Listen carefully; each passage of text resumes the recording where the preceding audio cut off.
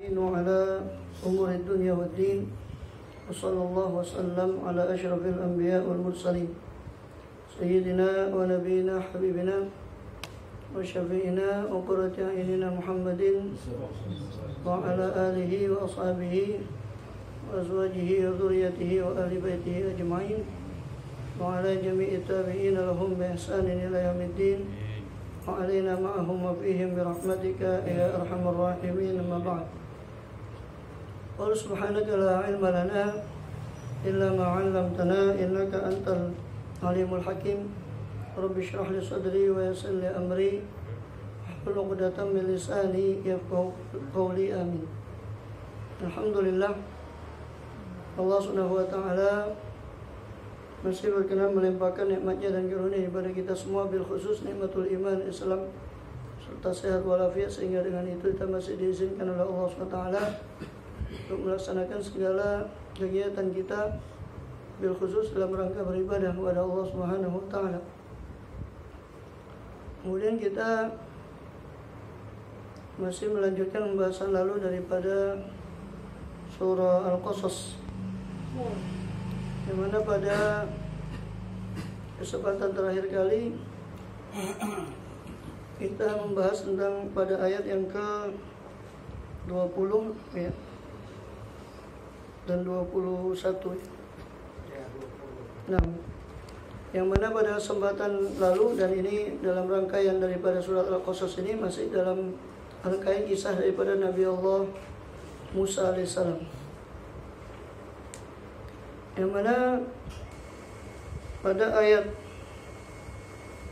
sebelumnya dikisahkan bagaimana Nabi Allah Musa alaihissalam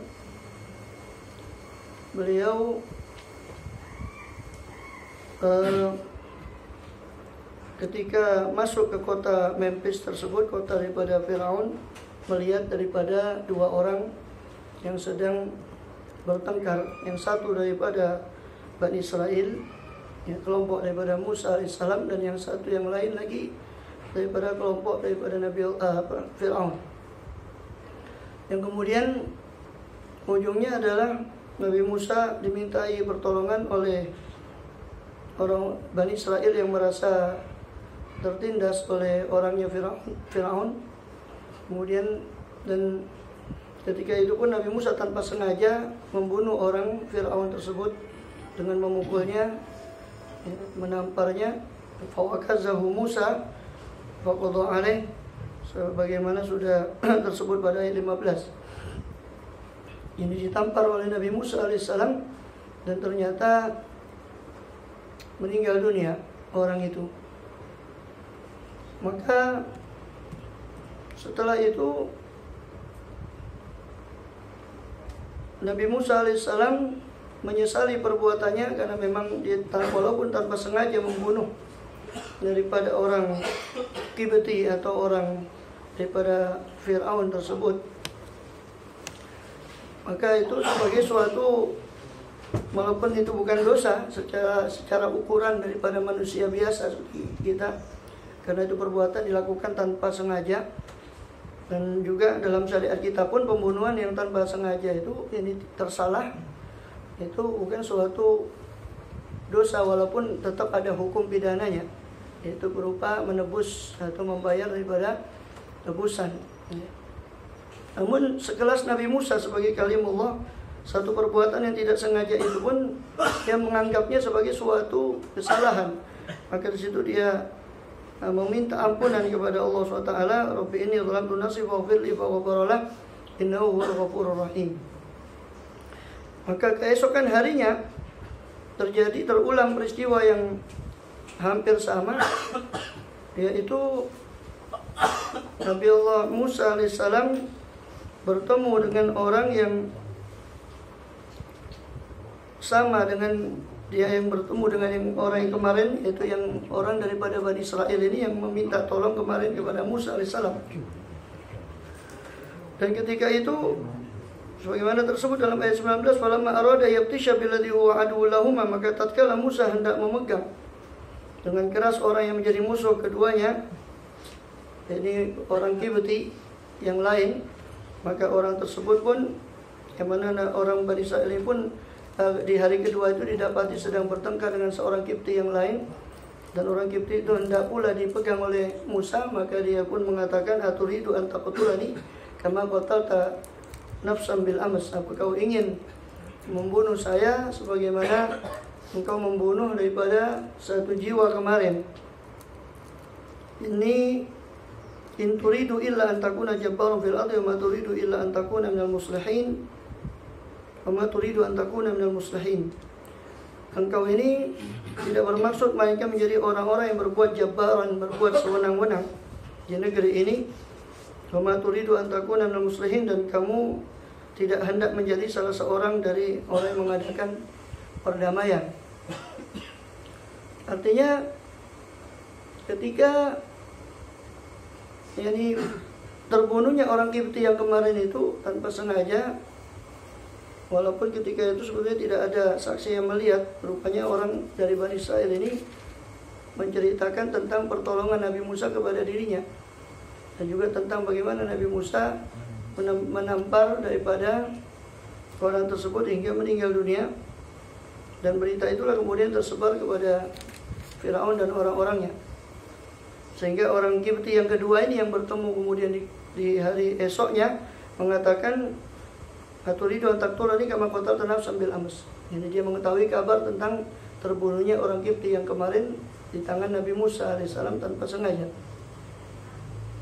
Maka ketika itu pun Nabi Musa disuruh oleh salah seorang daripada yang beriman dari Bani Israel, yang disebutkan sebagai pada ayat ke-20 itu, untuk dia menasihati Nabi Musa agar keluar daripada kota tersebut.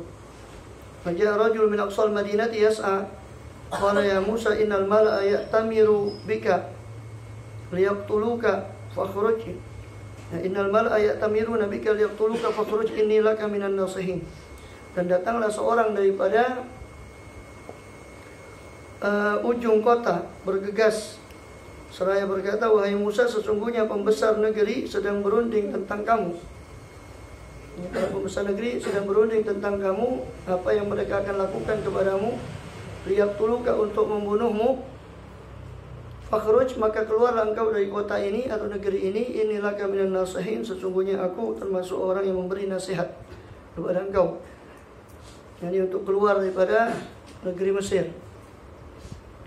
Maka Nabi Allah Musa alaihissalam pun keluar ketika itu menuju kepada Madian. Wa kharaja minha khaifan yataraqqab qala rabbi najjini minal qaumil zalimin, sebagaimana tersebut pada ayat 21. Maka keluarlah Musa khaifan, dalam keadaan takut daripada akan dirinya daripada ancaman Firaun. Yataraqqab, yakni menunggu-nunggu atau khawatir, cemas, seandainya saja khawatir kalau pasukan daripada Firaun itu menyusul dia.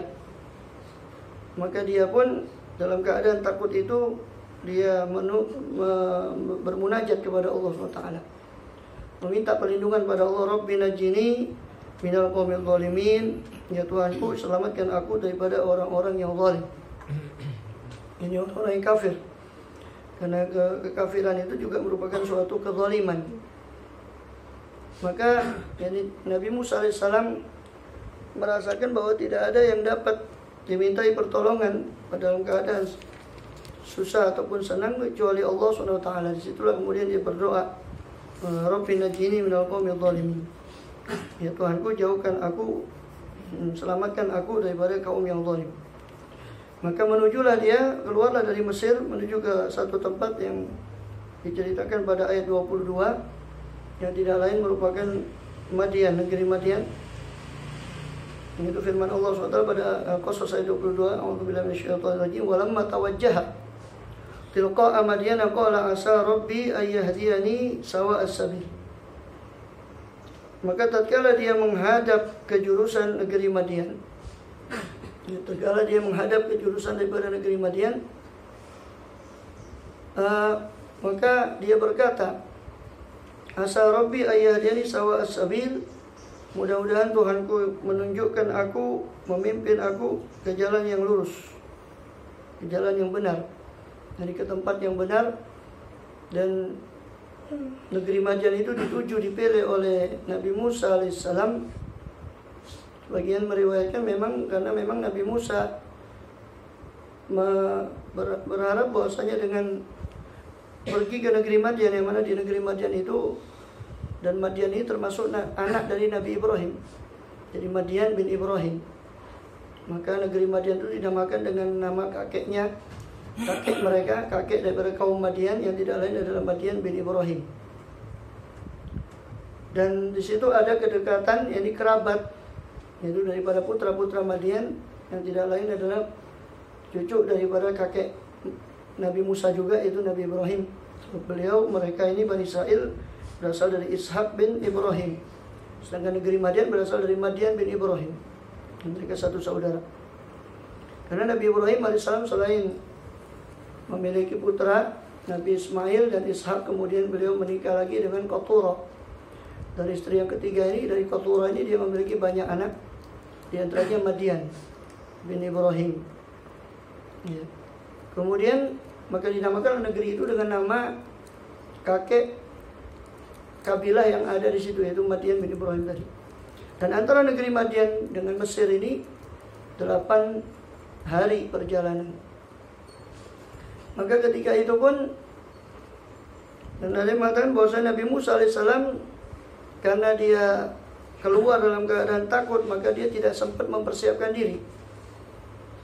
Tanpa ada tunggangan, hewan tunggangan yang dia sempat untuk mempersiapkannya, dan tanpa juga disertai bekal yang cukup, dan tanpa ada seorang pun yang mendampingi dia.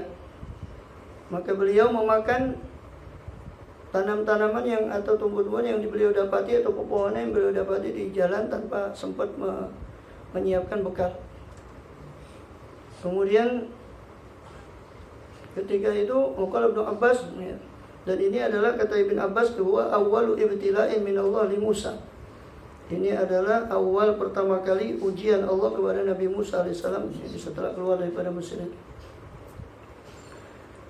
Maka berkatalah Nabi Musa ketika itu, asa rabbi ayyahdiyani sawa as-sabil, mudah-mudahan Tuhanku menunjukkan kepada aku jalan yang lurus atau arah tujuan yang benar ke Madian.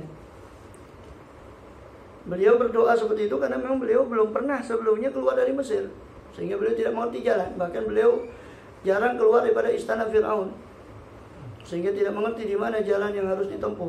Maka beliau berdoa kepada Allah SWT. Asa rabbi ayyahdiyani sawa as-sabil. Kemudian ketika itu, menurut riwayat, ketika Nabi Musa alaihissalam berdoa, maka dalam da'a Musa alaihissalam, ja'ahu malakun biyadi anazah fantalaqa bihi ila Madian. Datang seorang malaikat yang membawa tongkat, maka diberikan tongkat itu dan dipimpinnya Musa alaihissalam menuju ke jalan yang mengarah kepada negeri Madian.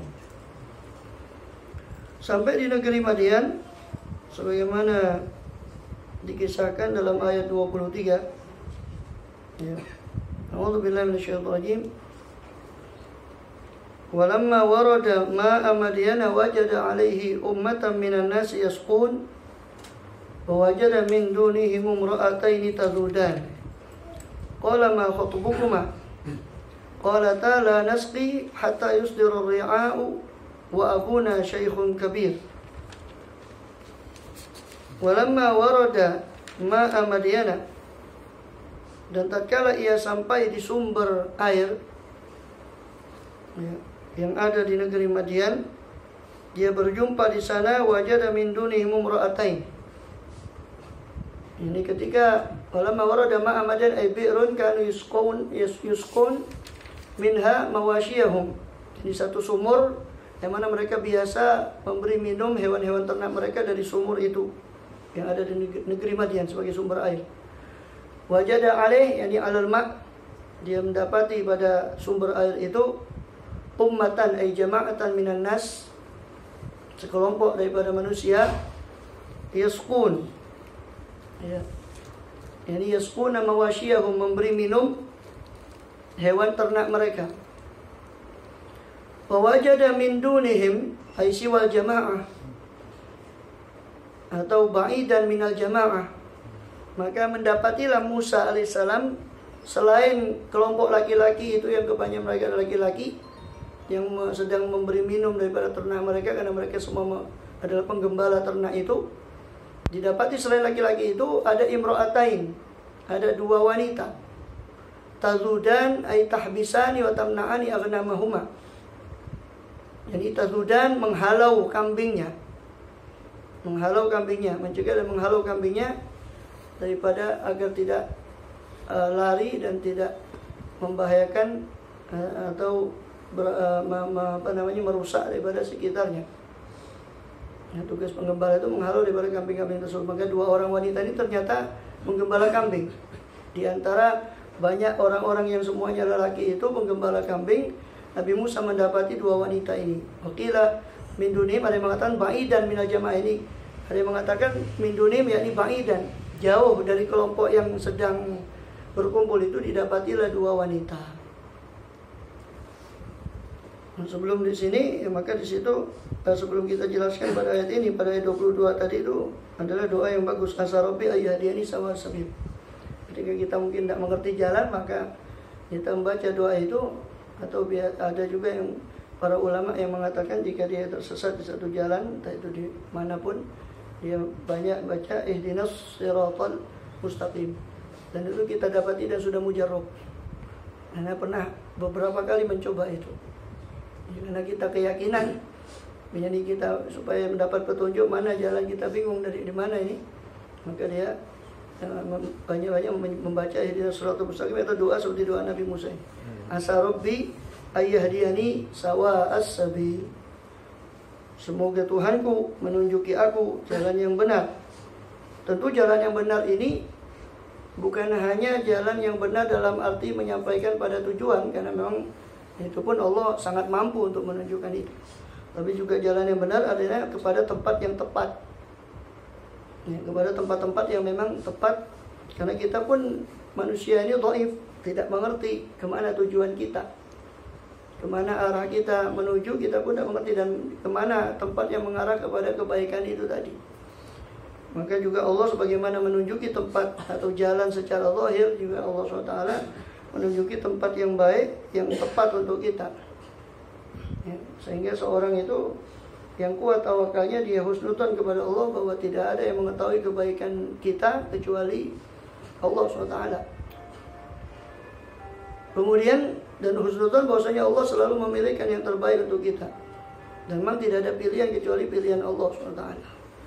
Maka lahumul khiyaratu min amrihim.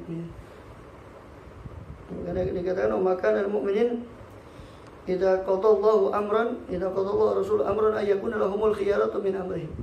Tidak patut bagi seorang mukmin apabila Allah dan Rasulnya telah memutuskan suatu perkara atau sesuatu, kemudian dia cari sesuatu yang lain selain pilihan yang lain, selain yang dipilih oleh Allah dan Rasulnya. Nah, kemudian disitulah juga pentingnya Nabi Musa mengisyaratkan pentingnya bagaimana beristikharah, kemana dia akan menuju.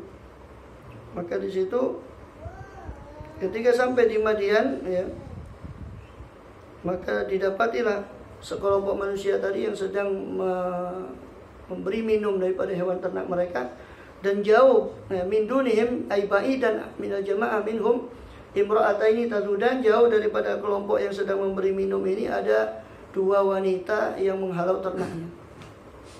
Dari sini kita bisa mengambil pelajaran bagaimana dua wanita itu menjaga kehormatannya dengan menjauh daripada kumpulan laki-laki itu.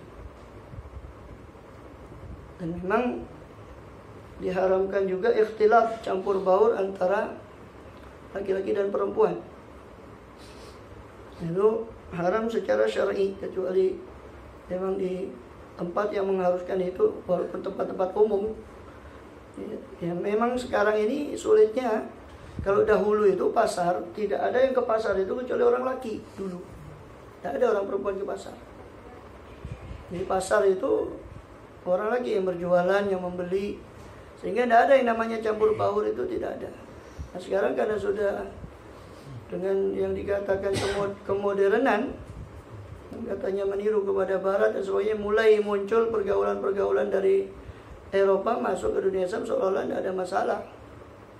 Ya. Dan padahal Islam itu kalau kita perhatikan dengan betul-betul, kita renungkan bagaimana hukum Islam itu bukan mengekang sebetulnya, tapi justru memang itu yang terbaik untuk apa? Menghindarkan sesuatu fitnah. Ya, suatu fitnah dari antara hubungan laki-laki dengan perempuan, termasuk ikhtilat, termasuk khulwat dan sebagainya. Hal-hal itu yang dilarang oleh Islam. Nah, di sini bagaimana kedua wanita ini menjaga kehormatannya.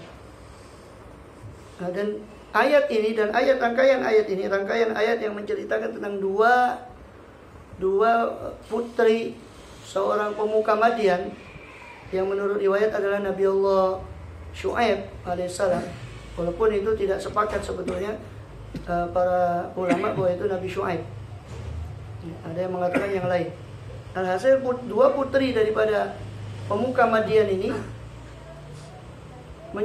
bagaimana dia menjaga kehormatannya, ya, yang mana dijadikan Syekh Muhammad Mutawalli Sya'rawi dalam menggunakan ayat ini untuk mengistimbatkan dari ayat ini bagaimana seorang wanita itu boleh bekerja di luar, tapi dengan beberapa syarat.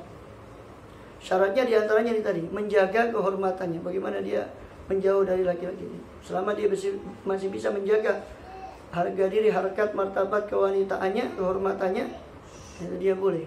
Itu syarat yang pertama. Nanti ada beberapa syarat, kita ikuti saja rangkaian ayat ini.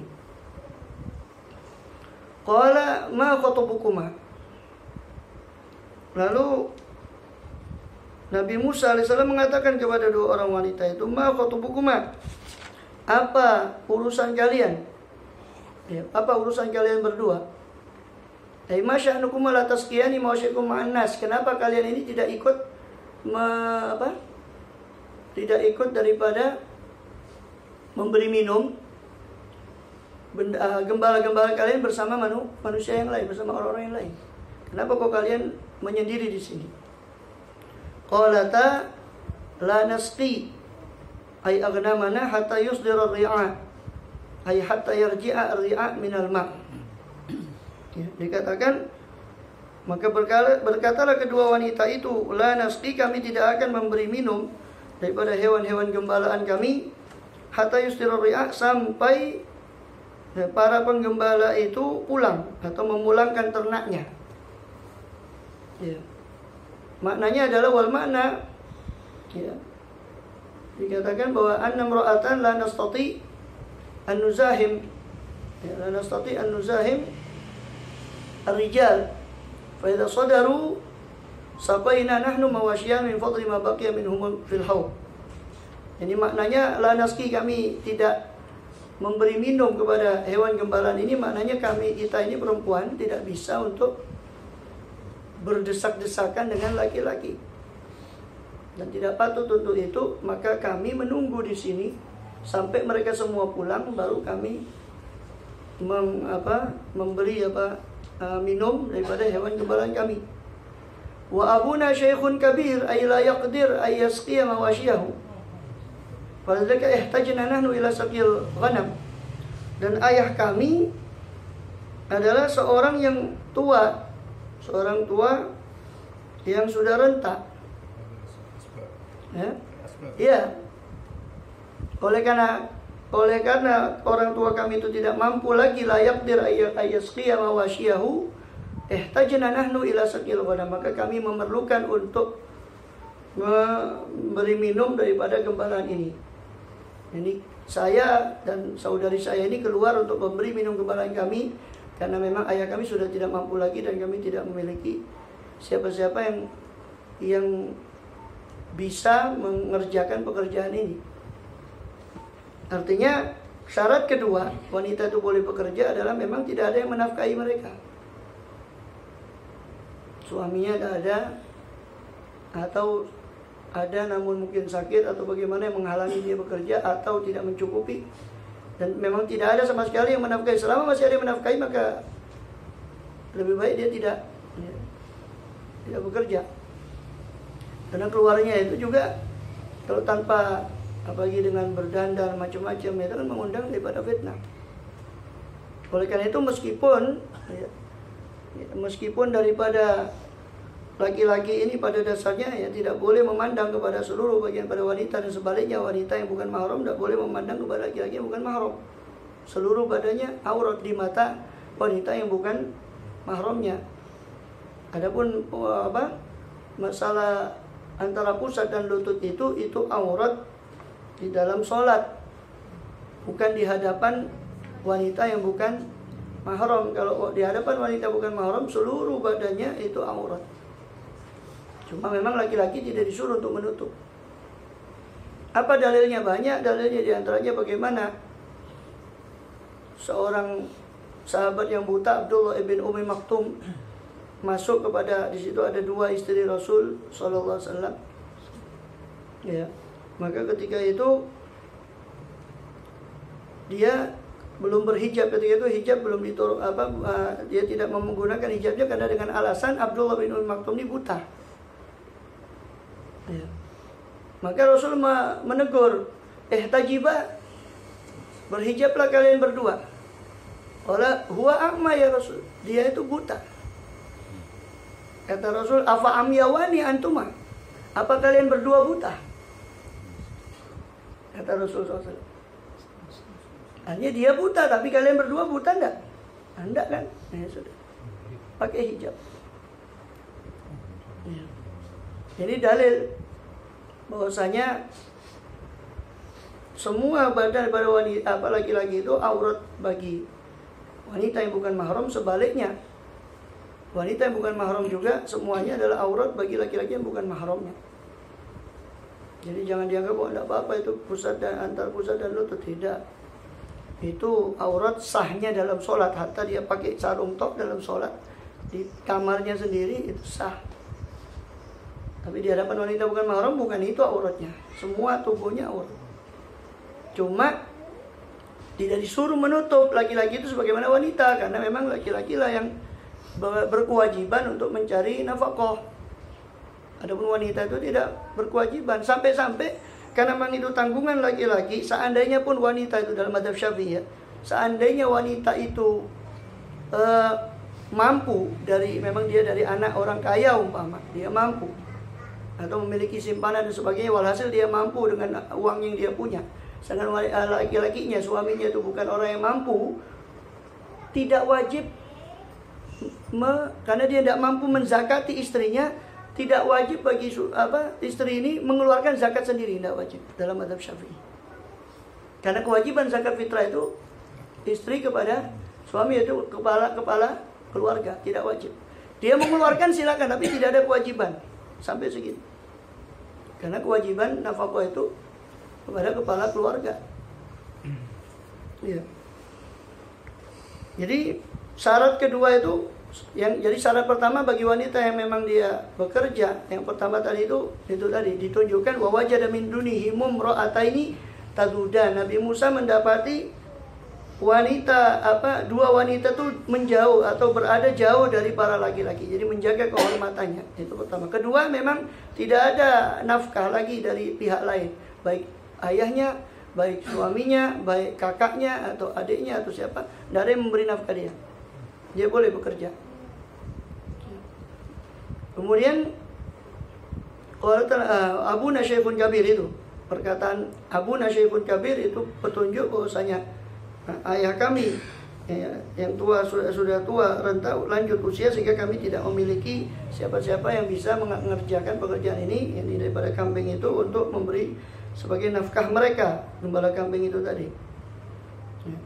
Fasaqalahuma, maka Nabi Musa pun memberi minum daripada ternak itu, menolong mereka berdua itu untuk memberi minum daripada ternaknya, dalam bagaimana pada ayat 24. A'udzubillahi minasyaitonir rajim. Fasaqalahuma tsumma tawalla ila dhilli faqala rabbi inni lima anzalta ilayya min khairin faqir. Fasaqalahuma, maka Musa memberi minum ternak itu. Lahuma, untuk keduanya, untuk dua orang wanita, ada li Musa ada 5, untuk menolong keduanya. Lahuma, untuk menolong keduanya. Tsumma tawalla ila dhilli, kemudian adalah ila ra'si syajarah fajalasa fi dhilliha min syiddatil har wa huwa ja'i. Maka Nabi Musa pun cepat-cepat setelah menolong dua wanita tadi untuk memberi minum ternaknya. Dia pergi kepada pohon, dia berlindung di bawah bayangan pohon itu, berteduh dalam keadaan sangat yang panas yang sangat yang terik, dan dalam keadaan lapar. Lalu di situ dia berdoa lagi kepada Allah. Ini lihat bagaimana Nabi Musa mengembalikan segala urusannya kepada Allah SWT. Tadi dia berdoa di awal perjalanan dia berdoa, Rabbi najini minal qaumil zalimin. Ketika tersesat dia berdoa lagi, asa Rabbi ayahdiyani sawa sabil. Ketika dia kecepit, dia lapar, karena terik panas, dia berdoa lagi, Rabbi inni lima anzalta ilayya min khairin faqir. Inilah yang dimaksud oleh Rasulullah SAW. Berdoalah kepada Allah meskipun tali sandalmu putus. Meskipun hal yang kecil, ya Allah tali sandal saya putus. Bukan masa, ya betul Allah tidak mungkin menurunkan tali sandal dari langit, tetapi gantungnya hati kita kepada Allah SWT. Ini yang penting. Ta'alluq pada ikatan hati, ikatan batin dengan Allah. Sehingga kita bukan waktu kepepet saja ingat Allah, soalnya tambal sulam, jadi tambal butuh. Ketika kepepet banyak utang, baru dia ingat sama Allah. Padahal kita sudah sering menyampaikan bagaimana pesan Rasul SAW kepada Sayyidina Abdullah bin Abbas, ya kan? I'rifillah ta'arraf ila Allah fi raha ya'rifka fi syiddah. Kenalilah Allah itu dalam keadaan kamu lapang, maka Allah pasti mengenalimu pada saat kamu sulit. Ya, jangan waktu sulit saja baru ingat, waktu lapang tidak ingat. Ini bagaimana Nabi Musa selalu berdoa dalam berbagai keadaan. Keluar dari Madian, tersesat, dia berdoa lagi kepada Allah. Dia dalam keadaan lapar, dia berdoa lagi, Rabbi inni lima anzalta ilayya min khairin faqir. Ini doa ini, ya, kata ulama, diamalkan bagi orang yang ingin menikah. Karena setelah beliau berdoa ini, dapat istri dan dapat pekerjaan sekali. Karena di gembala kambing, dari kambingnya milik Nabi Syuaib, dapat istri juga. Jadi siapa yang ingin menikah, ya belum dia, maka silakan mengamalkan ini doa. Ya, Rabbi inni lima anzalta ilayya min khairin faqir, itu doanya. Al-Qasas ayat 24, dan ini mujarrab. Ya. Dan saya yakin sama Allah, kalau doa siapa saja bisa, tapi keyakinan kepada Allah itu ya tidak semua diberi keyakinan. Qala Rabbi, ini mudah-mudahan kita diberi keyakinan oleh Allah SWT. Ya. Ini lima anzalta yang bukan fakir. Maknanya, ya Tuhanku, sesungguhnya aku terhadap apa yang kau turunkan kepadaku daripada kebaikan fakir, sangat butuh, sangat perlu. Aku ini sangat perlu daripada segala apapun kebaikan yang kau turunkan kepada aku. Ya.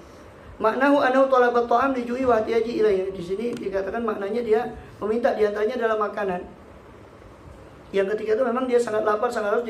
Kita sudah katakan tadi, dia tidak membawa bekal karena keluarnya itu khaifan, keluar dalam keadaan takut dan terburu-buru, sehingga tidak mempersiapkan bekal terlebih dahulu. Sampai tadi kita sudah riwayatkan, bawakan riwayat bahwa beliau itu memakan dedaunan apa yang ada di jalan itu. Maka dalam keadaan sangat lapar dan sangat payah dalam perjalanan yang jauh 8 hari antara Mesir dengan negeri Madian.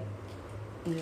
Maka disitulah dia meminta kepada Allah, terutama khairin. Di situ kebaikan memang umum, karena di situ nakirah, ya, khairin, apapun kebaikan itu, termasuk di situ makanan. Maka Ibn Abbas mengatakan, kalau Ibn Abbas, inna Musa sa'alallah falqata khubzin yuqim wa sulbahu.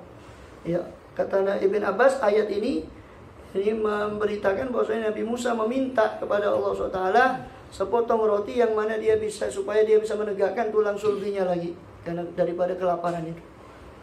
Wa Ibnu Abbas qala Musa Rabbi inni lima anzalta ilayya min khairin faqir. Kata Ibnu Abbas, Musa alaihissalam pernah berkata, sesungguhnya ya Allah turunkan kepada aku ini sangat perlu kepada apa yang kau turunkan kepadaku dari kebaikan. Wa akramu khalqihi alaih. Dan sungguh dia, Nabi Musa itu termasuk makhluk Allah yang mulia, yang termulia di sisi Allah SWT ketika itu. Wa qad iftaqara ila shiqqi tamratin. Wakila, dan beliau ketika itu memerlukan daripada sepotong roti ataupun kurma untuk mengganjal daripada perutnya. Wakila masa'ala ilal khubus. Ada yang mengatakan dia tidak meminta kepada Allah kecuali roti atau untuk mengganjal perutnya, sekedar untuk menyambung hidup. Artinya walaupun itu permintaan kecil, kita minta kepada Allah subhanahu wa ta'ala. Tidak ada yang dapat membatasi kekuasaan Allah, apapun permintaan itu. Seperti sabda Nabi tadi, jadi minta berdoa kepada Allah meskipun putus tali sandalmu itu. Ya. Kemudian maka ketika itu pun kembalilah dua wanita ini kepada ayahnya Nabi Syuaib. Ya.